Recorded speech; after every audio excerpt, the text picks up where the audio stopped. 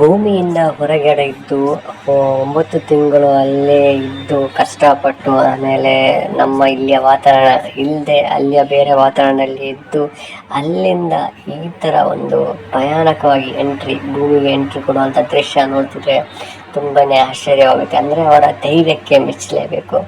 ಅಂದರೆ ನಮಗೆ ಏನಾದರೂ ಒಂದು ಚಿಕ್ಕ ಗುಹೆ ಒಳಗೆ ಹೋದರೆ ನಿಲ್ಲಿ ಕಷ್ಟ, ಅಲ್ಲಿ ಭೂಮಿಯಿಂದ ಹೊರಗಡೆ ಇಲ್ಲಿ ಅಂತಹ ಸ್ಥಿತಿಯಲ್ಲಿ 9 ತಿಂಗಳು ಅಲ್ಲೇ ಇದ್ದರು ಅಂದರೆ ಅದೊಂದು ಗ್ರೇಟ್ ಅಂತ ಅನಿಸುತ್ತೆ. ಆನಂತರ ಅವರಿಗೆ ಅಲ್ಲಿಯ ವಾತಾವರಣಕ್ಕೂ ಇಲ್ಲಿಯ ವಾತಾವರಣಕ್ಕೂ ಅಡ್ಜಸ್ಟ್ ಆಗಲಿಕ್ಕೂ ತುಂಬ ಕಷ್ಟ ಇದೆ.